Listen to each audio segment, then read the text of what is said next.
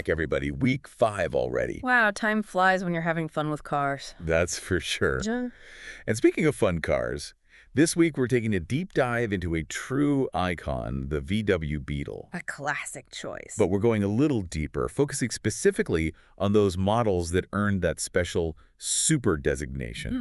The Super Beetle, a fascinating chapter in Volkswagen's history. Yeah, because, it wasn't just a cosmetic makeover. No, not It marked a real turning point for Volkswagen. It's a story of how they tried to adapt to stay relevant in a rapidly changing automotive world. Right. Like, picture it.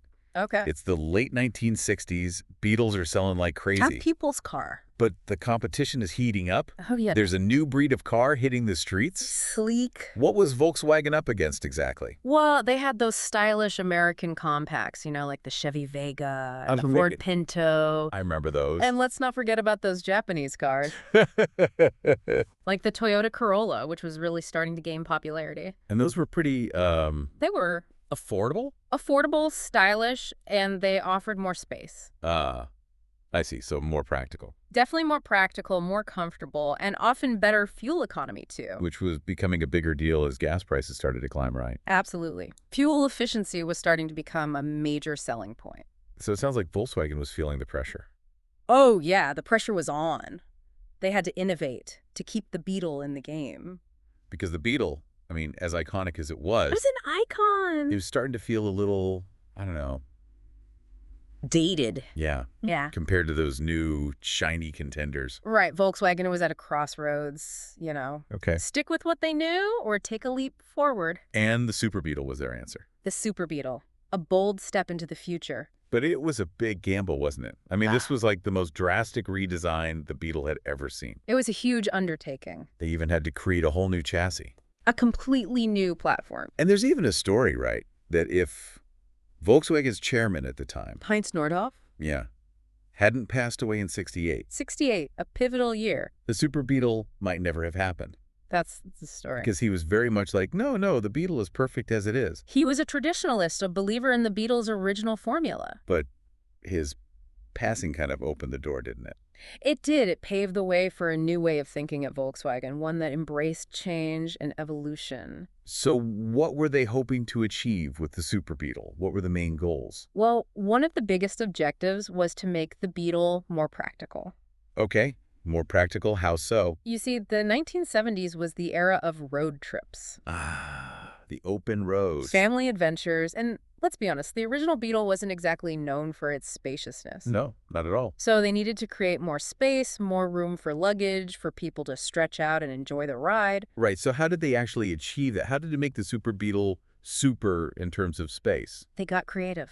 Okay. They relocated the spare tire, Okay. tucked it away in a recessed well under the front trunk floor, Oh, clever. and the jack, they put that under the rear seat. Hey. With those changes, they managed to increase the front luggage compartment by, get this, 86%. 86%. That's a huge difference. It was. Imagine trying to pack for a family vacation in a regular Beetle versus a Super Beetle. I can only imagine. That extra space would have been a game changer. It was a game changer. It made the Super Beetle a much more viable option for families and adventurers. But it wasn't just about cargo space, was it? They also wanted to make the Super Beetle a better car to drive. Absolutely. Right. They wanted to improve the handling, the ride comfort, Okay. to meet the expectations of drivers, especially those American drivers who are used to a smoother, more refined ride. So what was the magic formula? Well, they stuck with the rear engine, rear-wheel drive layout, Oh, okay. but they completely redesigned the front suspension. Ah, I see. So a pretty significant change under the hood. Yes. They introduced a McPherson strut system. Okay, now, for those of us who aren't car experts, what exactly does that mean? Well, it was a type of suspension that was becoming very popular at the time. Okay. It used coil springs instead of the torsion bars found in the original Beetle. Okay. Now, the technical details might not be that exciting, but what it meant for the driver was a much smoother ride. Ah, I see. So less bumpy. Less bumpy, tighter steering, and overall, the car felt more composed, more stable, especially on those rough roads. And wasn't that McPherson strut technology considered pretty cutting edge back then? It was. Right. You'd find it on sporty cars like the Ford Mustang Oh, wow. or the Chevy Camaro. So Volkswagen was essentially bringing sports car technology to the Beetle. They were. Wow. It was a bold move. It makes sense, right? They were trying to appeal to drivers who wanted both style and performance. Exactly. They were trying to capture a wider audience. But I bet some of the die-hard Beetle fans, the Oh, purists, for sure. they weren't too thrilled about these changes. You're absolutely right. The Super Beetle's new look was definitely controversial. Like, what did they not like about it? Well, some people felt that the rounded fenders and the larger hood gave it a bulging appearance. Bulging, okay. Almost like it was inflated, which is funny because nowadays that's part of its charm, right? Yeah, it's funny how those things become endearing over time, isn't it? Absolutely. Beauty is in the eye of the beholder, especially when it comes to classic cars. But despite those initial mixed reactions, the Super Beetle did pretty well, right? It did. It sold well. Okay. Especially once they introduced features that you'd never find in a regular Beetle before, like air conditioning. Air conditioning, now that's luxury. It was a game changer, especially in those hot climates. Yeah, no more sweltering summer drives. And they also introduced a semi-automatic transmission. Oh, so easier to drive. Easier to drive, more appealing to a wider range of drivers. It's like they were trying to create a more luxurious, more mainstream Beetle. Exactly. They wanted to attract those buyers who wanted the classic Beetle charm, but with a touch of modern comfort and convenience. And then, of course, there were those wild special editions. Ugh. The Sports Bug, the Sun Bug, the Love Bug. It was like they were experimenting, pushing the boundaries of what a Beetle could be. Right. I mean, they were all over the map. And you know what? It was a stroke of genius. Oh, yeah. Why is that? Because it marked the start of a trend for Volkswagen, offering customers a way to personalize their Beetles to make them truly unique. To stand out for the crowd. Exactly. It was a brilliant marketing tactic that tapped into that growing desire for customization, for self-expression. Like, here's a blank canvas. Make it your own. Exactly. And one of those special editions that always catches my eye is the Baja Champion. Oh, the Baja Champion. Now, there's a story. What's the deal with that one? Well, it was named after those grueling off-road races down in Baja California, Mexico. Oh, yeah, the Baja 1000. Rugged terrain, adventurous spirits, Right. But here's the thing. The Baja Champion was still a Super Beetle. So not really built for off-roading. Not really. It was more about capturing that spirit of adventure Right. than actually conquering those dirt trails. So more of a marketing ploy than anything else. A clever one, though. Right. It allowed Volkswagen to tap into that growing fascination with off-roading Okay. and attract those buyers who might not have considered a Beetle as their adventure vehicle. Makes sense, but it's all about storytelling, isn't it? Creating a narrative that resonates with people. Absolutely. And that's what Volkswagen did so well. They were masters of storytelling. But the Super Beetle's story wasn't just about flashy special editions. No, not at all. It was also about constant improvement. Constant evolution. Refinement, yeah. They were always tweaking, improving, responding to the changing needs of drivers. So it wasn't a static thing, it was always changing. It was a car in motion, Yeah. always adapting to the times. It really was. Yeah. Over its lifespan, the Super Beetle, it's all kinds of updates. Like what? Give us some examples. Well, they gave it a larger rear window so you could see better. Safety first. Exactly. And they added a padded dashboard. Oh, okay, to make it safer in case of a crash. Yep, meeting those new safety regulations that were coming out. That makes sense. Safety was becoming a bigger deal back then. For sure. Yeah. And even in the late 80s, early 90s, Yeah. they were still making improvements. Oh. Yeah, like in 1993, they switched to electronic fuel injection. Okay, and that was for... Better performance, and better fuel efficiency too. Gotcha. So they were really committed to keeping the Super Beetle up to date. Oh, absolutely. But it wasn't just about, keeping up with the Joneses, so to speak. What do you mean? The Super Beetle wasn't just keeping pace with trends, it was reflecting them. Oh, interesting. Okay, I'm curious. How so? Well, think about what was happening in the world back then. The 1970s, you had the oil crisis. Oh, right. Gas prices went through the roof. Exactly. Fuel efficiency suddenly became a huge concern for people. It was like top priority for car buyers. For sure. And Volkswagen was already in a good spot, because Yeah. the Beetle, with its air-cooled engine, it was known for being pretty fuel efficient. Right. But they didn't just rest on their laurels, did they?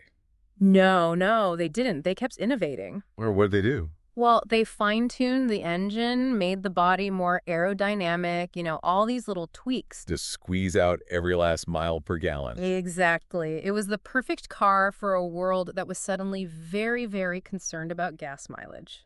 So fuel efficiency was a big one, but what else was happening in the automotive world that the Super Beetle had to adapt to? Well, safety was becoming a major focus, right? Okay. Governments were cracking down, implementing stricter safety standards, Mm-hmm. and consumers, they were more aware of the importance of safety Right, they features. wanted to know that their cars could protect them. Exactly. So Volkswagen, they had to step up their game. So how did they address those concerns? Well, they introduced a bunch of new safety Yeah. features. Well, they added a padded dashboard, to reduce injuries in case of an accident. Mm-hmm. They made the front and rear windows bigger for better visibility. Oh, okay, so you could see better. Exactly. And they even introduced things like dual circuit brakes. Dual circuit brakes. Okay, break that down for me. What are those? It's a pretty simple but important concept, actually. Okay. Basically, it means the braking system is divided into two separate circuits. Okay. So if one fails... The other one can still stop the car. Exactly. It was a big step forward in braking technology. Yeah, it sounds like a pretty crucial safety feature, especially back then. Oh, absolutely. It gave drivers an extra layer of protection, just in case. And it shows that Volkswagen was taking safety seriously. They were. These changes weren't just about keeping the Beetle relevant. They were about making it safer for everyone. It wasn't just about preserving a classic, it was about adapting it for a new era of driving. Exactly. And it wasn't just about practicality and safety either, right? No, there was a cultural shift happening, too. Oh, okay. Tell me more about that. Well, think about the 70s.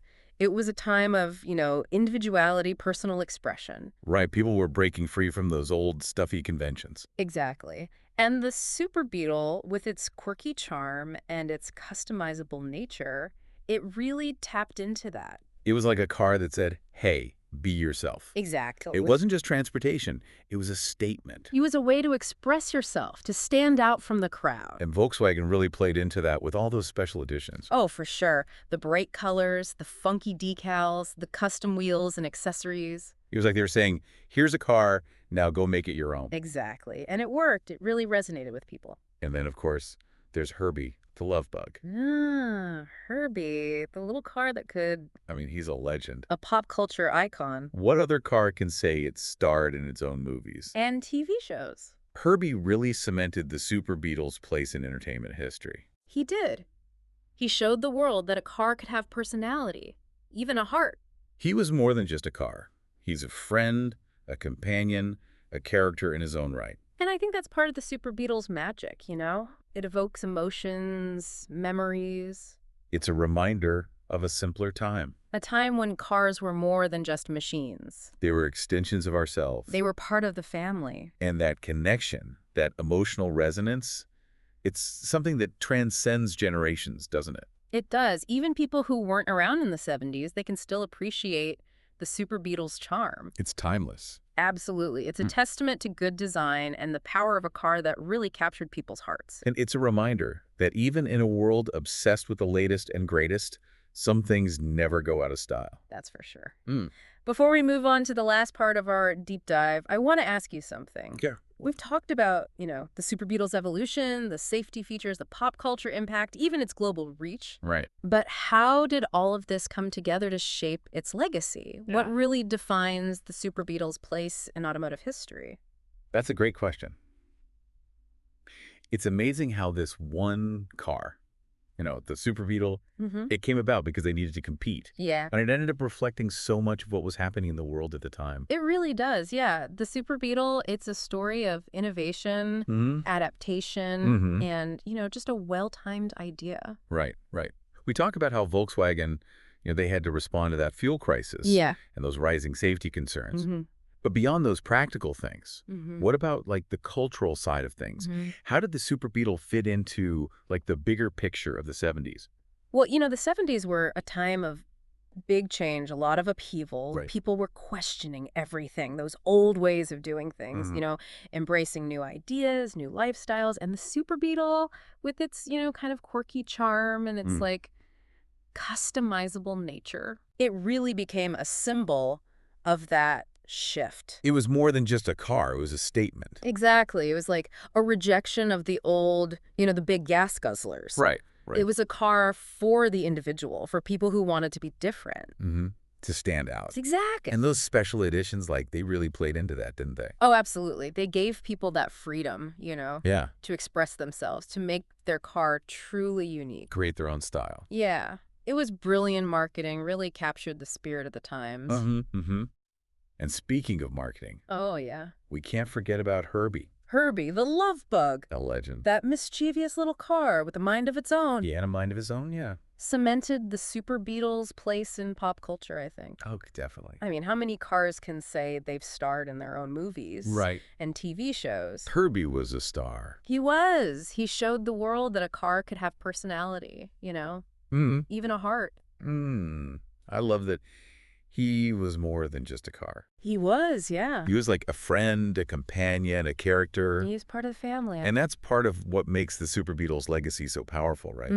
It's a car that evokes emotions, memories. Nostalgia. It takes you back to a, I don't know, maybe simpler time. When cars were more than just appliances. Yeah, like they were an extension of ourselves. A reflection of who we were. Exactly. And that connection, that emotional resonance, it's something that, it goes beyond generations. It does. Even people who weren't, like, alive when the Super Beetle was at its peak, they can still appreciate it. They can, yeah. It's got that timeless quality. It's a testament to good design. The enduring appeal of a car that really captured people's hearts. It did. And I think it's a good reminder that, even in this world that's obsessed with, like, the latest technology, the latest trends, some things, they just never go out of style. They don't. Some things are timeless. So as we wrap up this deep dive into the VW Super Beetle, what's, like, the one key takeaway you hope our listeners will remember? I think it's this. The Super Beetle, it was more than just a car. Yeah. It was like a reflection of a whole era. A symbol of change, and a testament to the power of innovation and imagination. It was a car that dared to be different. It did. Embraced individuality, and it left its mark on the world. It did, yeah. Well said. Thanks for joining us on this journey through, like, the fascinating history of the VW Super Beetle. It's been my pleasure. Really enjoyed it.